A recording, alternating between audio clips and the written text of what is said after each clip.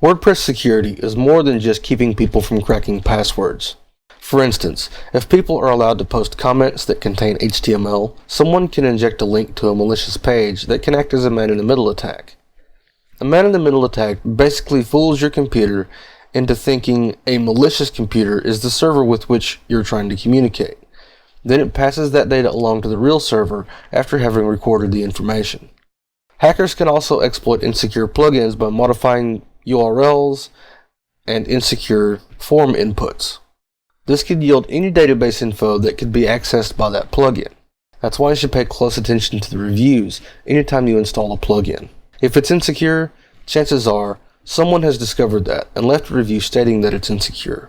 So let's look at the discussion settings in the dashboard and take another look at some of the settings there. We've seen the settings before, but I want to add some security perspective to some of them now. Allow link notifications from other blogs. Unless you're just very concerned with having comments posted whenever another blog links to one of your articles, I would turn this off. Most of the time, the only pingbacks and trackbacks you get are from spammy scam websites that probably contain some sort of malware. We don't want our readers accidentally clicking on one of those links and getting subjected to ad pop-ups, Trojan horses, or anything else. Now, having people comment on posts is useful for traditional blog sites. You need this. You want that interaction with your readers. That keeps them coming back. It's important to moderate those comments, though. Moderated comments will be held in a queue before being published on the site. From that queue, you can look at them and determine whether they're spam or not. And if they're not, then you can publish that comment. So never turn off at least one of these options.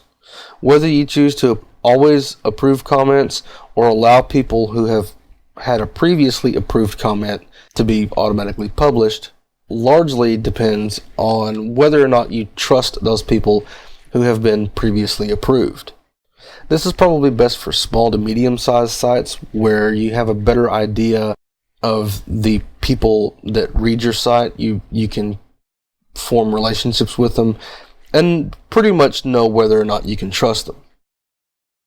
On a larger site, though, you won't have that kind of small community, and you will need to moderate your comments. Yes, it's more work, but it means a safer website in the long run. The blacklist is yet another layer that you can use to combat comment spam and increase security. As spammy comments come into your moderation queue, you'll begin to see certain words that appear often. These are often pharmaceutical drugs, designer brands, things like that. If you can't imagine anyone needing to use words like this on your site, add them to the blacklist. Of course, this can get complicated. What if one of your trusted readers does mention one of these words? They won't be banned, but their comment will be marked as spam immediately.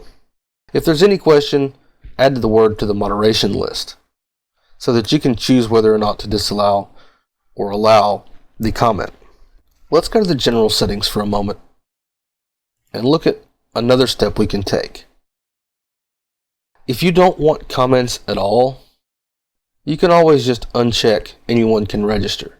This will disallow anyone from registering for your site. This is useful if you're using WordPress as a landing page for your business site, for product placement, for anything like that where you don't need that customer interaction.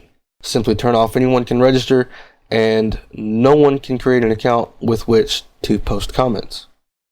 This includes spam bots and any other malicious agents wishing to post comments on your blog. This is about all we can do in WordPress natively. In our next video, we'll start looking at plugins that can help us keep our site safe.